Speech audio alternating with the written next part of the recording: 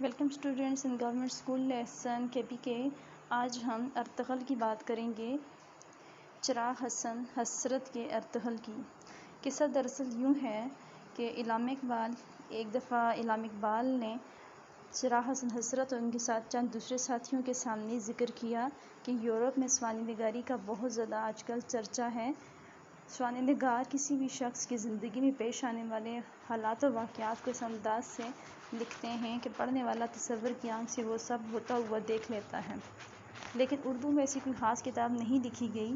اگر کوئی اللہ کا بندہ اردو میں ایسی کوئی کتاب لکھ دے اور مسلمان عالموں، شاعروں، ادیبوں کی زندگی کے پیش آنے والے واقعات کو اس سیدھی سادی زبان میں بیان کرے کہ پڑھنے والا انہیں سمجھ لے، تو یہ اردو کی بہت بڑی خدمت ہوگی۔ یہ سن کر چراغ حسن نے بہت سے موضوعات پر بچوں کے لیے کتابچے لکھے، جن میں سے ایک ارطغرل بھی ہے۔ اس طرح سے 80 سال قبل ارطغرل کا قصہ ایک کتابچے کی صورت میں لکھا جا چکا تھا، جسے بعد میں نیشنل بک فاؤنڈیشن نے بھی شائع کیا تھا۔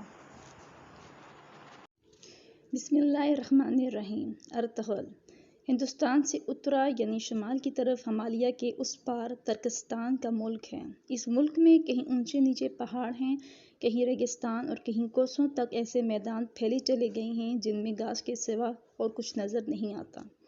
جاڑے میں یہاں ایسی برف پڑتی ہے کہ زمین و آسمان ہو جاتے ہیں۔ جب یہ موسم گزر جاتا ہے، سورج چمکتا ہے، برف پگھلتی ہے، جمے ہوئے ندی نالے پھر اچھلتے کودتے پتھروں سے سر پٹکتے بہنے لگتے ہیں، تو میدانوں اور پہاڑوں کے ڈھلوانوں پر گھاس اگتی ہے اور ہر طرف چہل پہل اور رونق نظر آتی ہے۔ لوگ خوشیاں مناتے ہیں اور ہر طرف بھیڑ بکریاں کے گلے چراتے پھرتے ہیں۔ ترکستان میں شہر اور قصبے تھوڑے ہیں۔ اکثر لوگ شہروں کی گہما گہمی سے دور انہی میدانوں اور پہاڑوں میں عمریں گزار دیتے ہیں۔ وہ ایک جگہ جم کر نہیں بیٹھتے، آج یہاں ہیں کل وہاں۔ جہاں بھیڑ بکریوں کے لیے چارہ مل گیا، وہیں کمبل تان کر ڈیرے ڈال دیے۔ ان کے بہت سے قبیلے ہیں، ہر قبیلے کا سردار الگ ہوتا ہے اور قبیلے کے سب چھوٹے بڑے اس کے حکم پر جان قربان کر دینے کو اپنا فرض جانتے ہیں۔ محنت مشقت کی زندگی نے ان لوگوں کے جسم لوہے کے سانچے میں ڈال دیے ہیں۔ ان کی بہادری اور جیالے پن کا یہ حال ہے کہ آگ کے دریا میں کود پڑنا اور پہاڑ سے ٹکرا جانا ان کے نزدیک ہنسی کھیل ہے۔ آج اگرچہ ترکستان کی حالت اچھی نہیں، اس کے کئی ٹکڑے ہو گئے ہیں۔ ایک حصہ روس کے قبضے میں ہے، ایک حصے پر چین حکومت کر رہا ہے اور تھوڑا سا علاقہ افغانستان کے ماتحت ہے۔ لیکن پرانے زمانے میں اس ملک کے لوگوں نے بڑی سلطنتیں قائم کر رکھی تھیں۔ بابر اور اس کے بیٹے پوتے جو کئی سو سال ہندوستان پر حکومت کر گئے، اسی نسل سے تھے، اور جن دلاوروں نے ترکی کے نام سے یورپ میں ایک سلطنت قائم کر رکھی ہے، وہ بھی قوم کے انہی لوگوں کے بھائی بند ہیں۔ آج ہم ان ترکوں کا حال سناتے ہیں جو ترکستان سے جا کر یورپ میں آباد ہو گئے اور آج تک اس سرزمین میں قدم جمائے 900 سال ہوئے ترک قبیلے اپنے باپ دادا کے وطن سے تلواریں مارتے نکلے اور جگہ جگہ اپنی حکومتیں قائم کر لیں۔ اس واقعے کو تھوڑے ہی دن ہوئے تھے کہ مغلوں نے، جن کا ملک ترکستان کی سرحد سے ملا ہوا تھا، اپنے ملک سے قدم باہر نکالا اور دیکھتے دیکھتے سارے ایشیا پر چھا گئے۔ ترک تو اسلام کی روشنی سے دلوں کو نورانی کر چکے تھے، مگر مغلوں کے سینے اس نور سے خالی تھے۔ وہ ابھی تک اپنے باپ دادا کی رسموں ریتوں کو مانتے اور دیوتاؤں کی پوجا کرتے تھے۔ ان کے ہاں لڑائی کا کوئی قاعدہ قانون نہیں تھا۔ جس ملک پر چڑھ جاتے، عورتوں، مردوں، بچوں، بوڑھوں کو قتل کر ڈالتے اور بڑے بڑے شہروں کو لوٹ کھسوٹ کر آگ لگا دیتے۔ مغلوں کا یہ حملہ سیلاب کی طرح تھا، جس میں بہت سے ترک قبیلے با نکلے۔ ان میں سے کچھ مصر پہنچے، کچھ ایران اور ہندوستان میں پھیل گئے اور بعض نے ایشیا کے دوسرے ملکوں کا رخ کیا۔ جن ترکوں نے مجبور ہو کر باپ دادا کے وطن کو چھوڑا تھا، ان میں خز قبیلہ بھی تھا۔ یہ لوگ ترکستان سے چل کر کچھ دن خراسان میں اٹکے، مگر جب مغلوں نے وہاں بھی چین نہ لینے دیا تو پچھم یعنی مغرب کی طرف ہٹے اور دریائے فرات کے کنارے بڑھتے چلے گئے۔ کچھ لوگ تو راستے میں اتر گئے، کچھ آگے بڑھے اور طرح طرح کی سختیاں جھیلتے، مصیبتیں اٹھاتے ایشیا کوچک یعنی آج کا ترکی کے اس حصے میں جا پہنچے جسے اناطولیہ کہتے ہیں۔ ارطغرل کو اناطولیہ میں سفر کرتے کئی دن ہو گئے، اگرچہ ہر منزل پر پہنچ کر یہی جی چاہتا تھا کہ یہیں اتر پڑے، مگر یہ خیال کھینچے لیے جاتا تھا کہ کسی طرح یہاں کے بادشاہ کے دربار میں پہنچنا چاہیے۔ وہ آخر سلجوق نسل کا ترک اور اپنا بھائی بند ہے، شاید اس کے دربار میں پہنچ کر دل کے حوصلے نکالنے کا موقع ملے۔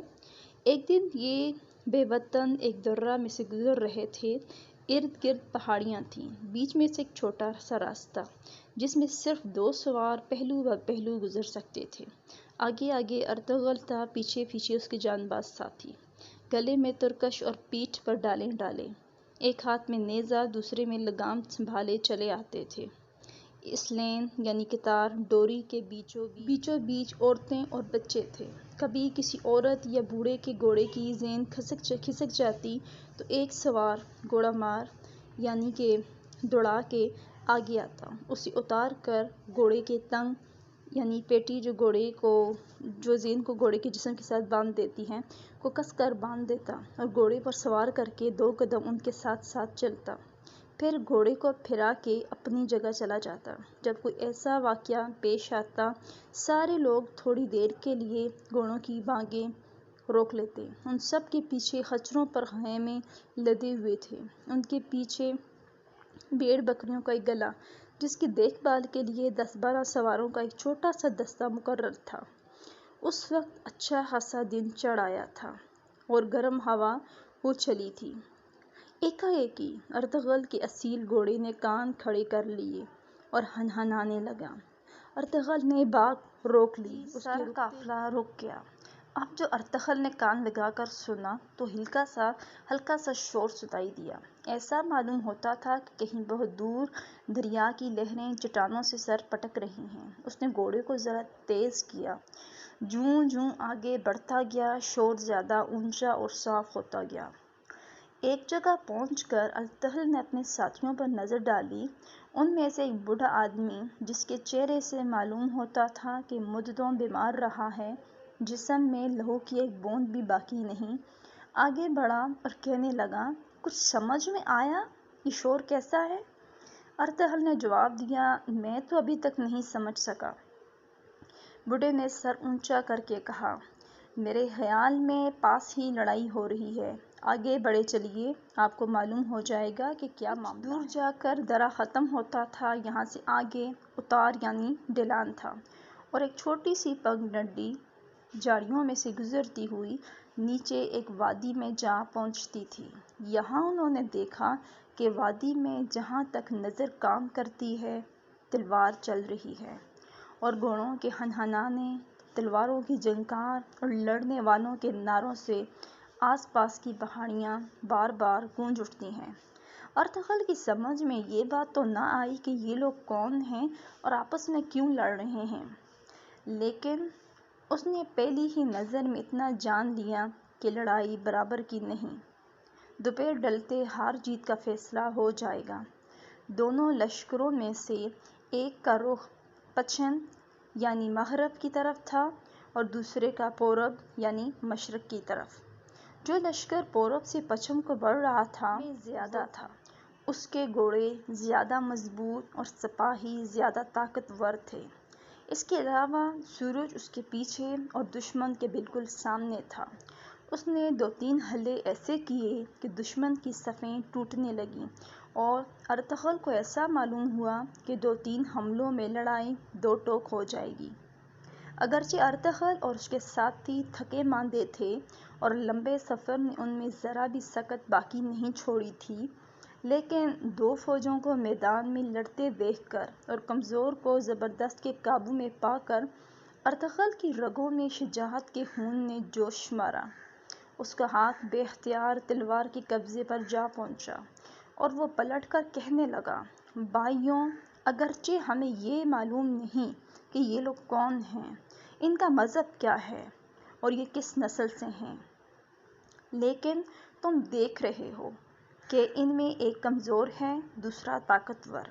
دنیا والوں کا کہ وہ نفع کے لالچ اور انعام کی امید میں کمزور کا ساتھ چھوڑ کر طاقتور سے جا ملتے ہیں، لیکن ہمارے بزرگوں کا یہ قاعدہ نہیں، کبھی کمزور اور بے کس پر ان کا ہاتھ نہیں اٹھا۔ مردانگی اور شجاعت کا قانون جو ہماری تمہاری رگوں میں رچا اور بسا ہوا ہے، یہی کہتا ہے کہ اس جنگ میں کمزور کو طاقتور سے بچائیں۔ دیکھو دشمن کس طرح سمٹ کر بڑھا ہے، صفوں میں کرنا یعنی سینگ کا بغل پھنک رہی ہے، تر ہی پھر ایک ساتھ سب نے باگیں اٹھائیں اور ارطغرل انہیں ایک لمبا چکر دے کر طاقتور فوج کے پہلو پر بجلی کی طرح جا گرا۔ اگرچہ بہادر ترکوں کی تلواریں مدت سے نیام میں تھیں، لیکن جب انہیں نکالا گیا تو ایسا معلوم ہوتا تھا کہ شعلے بھڑک رہے ہیں اور جس طرف بڑھتے ہیں سب کو جلا کر بھسم کر ڈالتے ہیں۔ یہ حملہ ایسا اچانک تھا کہ دشمن کا لشکر جو سیلاب کی طرح بڑھا چلا جا رہا تھا ایک رک گیا۔ کچھ سمجھ میں نہ آتا تھا کہ یہ آفت کہاں سے آئی، سوچتا تھا کہ آگے بڑھوں یا پیچھے ہٹوں، بس یہ رکنا حزب ہو گیا۔ ہارنے والوں نے، جن کے قدم اکھڑنے میں تھوڑی ہی کسر باقی رہ گئی تھی، جب ایک چھوٹے سے دستے کو یوں حملہ کرتے دیکھا اور دشمن کو گھبرایا ہوا پایا تو انہوں نے سمجھا کہ ہماری مدد کو فرشتے آسمان سے اتر آئے۔ اس خیال کے آتے ہی ٹوٹی ہوئی ہمتیں تھریروں یعنی جھنڈوں کو تان کر جنگلی تنبور یعنی ڈول گڑگڑاتے اس طرح بڑھے کہ دشمن کی صفیں ٹوٹنے لگیں۔ دشمن کی فوج ان گنت تھی، ارطغرل اور اس کے ساتھی اس طرح بہتے چلے جاتے تھے جس طرح دریاؤں کا دھارا پتھروں اور کنکروں کو بہائے چلے جاتا ہے۔ وہ اس فوج کی موجوں میں ڈوب ڈوب کر ابھرے اور بار بار صفیں الٹ کر رکھ دیں۔ اب دشمن پر دو طرفہ دباؤ ایسا پڑا کہ اس کے قدم اکھڑنے لگے۔ جو سردار بڑی بہادری سے قدم جمائے کھڑے تھے، انہوں نے جب دیکھا کہ آس پاس لاشیں ہی لاشیں نظر آتی ہیں اور دو طرف سے لشکر بڑھ رہا ہے تو وہ ہمت ہار گئے اور اس طرح سر پر پاؤں رکھ کر بھاگے کہ پیچھے پلٹ کر نہ دیکھا۔ بھاگتے دیکھ کر سپاہی بھی جی چھوڑ بیٹھے اور جدھر کسی کا منہ اٹھا بھاگ نکلا۔ ہر دن ڈھلتے ہی فیصلہ ہو گیا، ہارے ہوئوں کی جیت ہوئی اور جیتے ہوئے ہار گئے۔ جنگ ختم ہوئی تو ارطغرل نے اپنے ساتھیوں کی طرف توجہ کی۔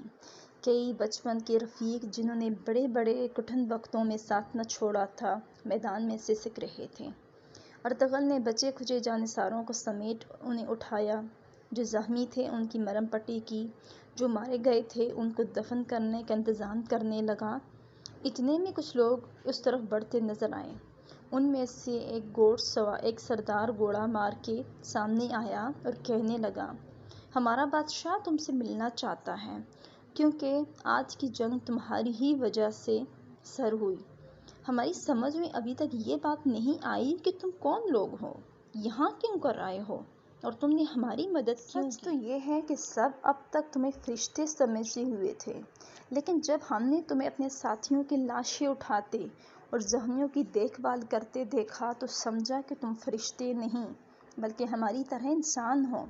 ارطغرل نے اپنا نام بتایا اور کہا، میں ترکوں کے غز قبیلے کا سردار ہوں۔ مغلوں نے ہمیں اپنے وطن سے نکال دیا، جب کہیں سر چھپانے کا آسرا نہ ملا تو ہم اس ملک میں چلے آئے، لیکن مجھے بھی ابھی تک یہ معلوم نہیں ہوا کہ تم لوگ کون ہو، تمہارے بادشاہ کا کیا نام ہے، اور جن لوگوں نے تم پر حملہ کیا وہ کون تھے؟ وہ سردار بڑے تعجب سے کہنے لگا، ہیں کیا تمہیں سچ مچ میں اتنا بھی نہیں معلوم؟ ہم سب تمہاری طرح ترک ہیں۔ ہمارا بادشاہ علاء الدین کیقباد سلجوقی خاندان کے ترک بادشاہوں کی نسل سے ہے، جنہوں نے ایک زمانے میں ترکستان سے کنارے تک سارے ملک پر قبضہ کر لیا تھا، اور یہ لوگ مغل تھے جو دوسرے اسلامی ملکوں کو تباہ کر کے ہمارے ملک پر چڑھ آئے تھے۔ یہ کہہ کر وہ سردار ارطغرل کو اپنے بادشاہ کے پاس لے گیا۔ وہ ارطغرل سے بڑی مہربانی کے ساتھ پیش آیا اور اس کی بہادری اور مردانگی کی بڑی تعریف کی۔ سلجوقی بادشاہ کی مہربانی سے ارطغرل اور اس کے ساتھیوں کے دن بڑے امن اور چین سے کٹنے لگے، لیکن یہاں بھی ان ترک بہادروں نے اپنی باپ دادا کے طور طریقوں کو نہ چھوڑا۔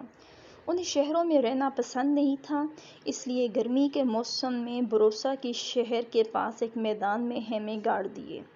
وہ بھیڑ بکریوں کے گلے چراتے پھرتے تھے۔ جب جاڑا شروع ہوتا اور بروسا کے آس پاس چارہ نہ ملتا تو سکاریا کی وادی میں اٹھ جاتے اور سردی کے دن وہیں گزارتے۔ مغلوں نے ترکوں کے ہاتھ سے بڑی سخت شکست کھائی تھی، اس لیے ان کے دل میں یہ پھانس برابر کھٹک رہی تھی کہ موقع ملے تو کسی طرح ترکوں سے شکست کا بدلہ لیں۔ روم کے عیسائی بادشاہ، جن سے ترکوں نے ایشیا کوچک کا علاقہ تھا، ہمیشہ ایسے موقعوں کی تاک میں رہتے تھے۔ ان کو یہ بات معلوم ہوئی تو انہوں نے مغلوں کو کہلا بھیجا کہ اگر اب کہ تم اناطولیہ پر حملہ کرو تو ہم تمہارا ساتھ دیں گے۔ اس دفعہ رومی اور مغل بڑے لاؤ لشکر سے چلے اور اناطولیہ کے میدانوں میں جہاں تک نظر کام کرتی تھی رومیوں اور مغلوں کے خیمے ڈیرے نظر آتے تھے۔ ادھر سے کیقباد بھی نکلا اور بروسا کے شہر سے کچھ دور ہٹ کر دونوں فوجیں آمنے سامنے ہوئیں۔ ارطغرل اور اس کے مٹھی بھر ساتھی آگے آگے تھے۔ دشمن کی صفیں کائی کی طرح پھٹ جاتی تھیں۔ 3 دن 3 رات برابر لڑائی ہوتی رہی۔ کبھی انہوں نے انہیں دھکیلا، کبھی انہوں نے ریلا۔ آخر ایک دن کیقباد نے فوج کے کئی حصے کر کے انہیں الگ الگ سرداروں کے حوالے کر دیا اور ان سے یہ کہہ دیا کہ جب ارطغرل اپنے سپاہیوں کے ساتھ دشمن پر جا گرے، نکارے یعنی ڈول پر چوٹ لگا کر دشمن پر دائیں بائیں سے آ گرنا۔ پہر دن باقی تھا کہ ارطغرل نے گھوڑے کو ایڑ بتائی اور دشمن کے لشکر کی صفوں کو توڑتا ہوا بڑھا۔ اس کے بڑھتے ہی دائیں بائیں سے اس زور کا حملہ ہوا کہ جو رومی اور مغل سردار اپنے لشکر کے بیچوں بیچ کھڑے سپاہیوں کو بڑھاوا دے دے کر لڑا رہے تھے وہ بھی اپنی جگہ سے ہٹ گئے۔ ساتھ ہی سلطان نے اپنی رکاب یعنی محافظ دستہ کے سواروں کو اشارہ کیا کہ ہاں یہ بگوڑے جانے نہ پائیں۔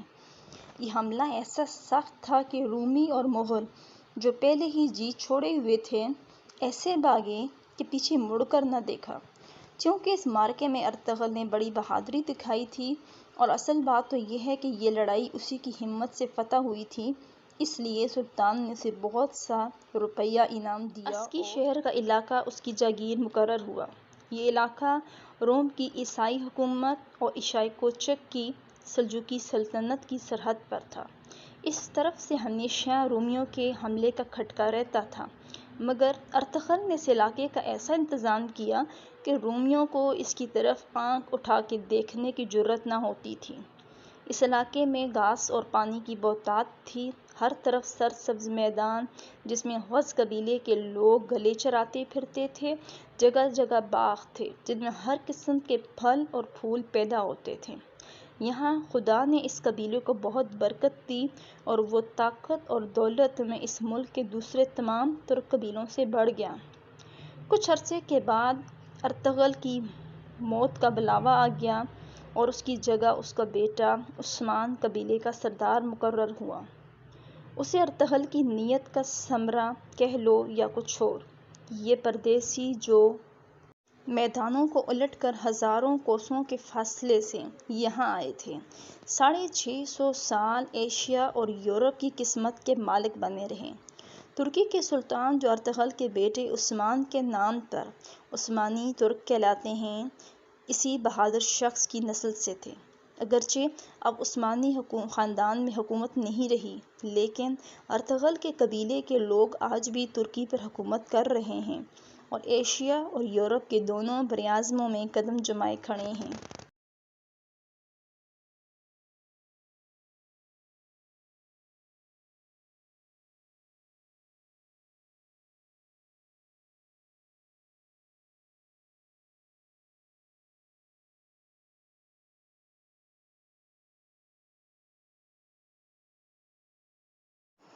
امید ہے کہ آپ کو آج کی ویڈیو پسند آئی ہوگی۔ اگر آپ کو ویڈیو اچھی لگی ہو تو اسے لائک کریں، اپنے فرینڈس کے ساتھ زیادہ سے زیادہ شیئر کریں اور سبسکرائب کرنا نہ بھولیں۔ اگر آپ چاہتے ہیں کہ کسی دوسرے موضوع پہ کہانی یا قصہ سننا تو لازمی بتائیں۔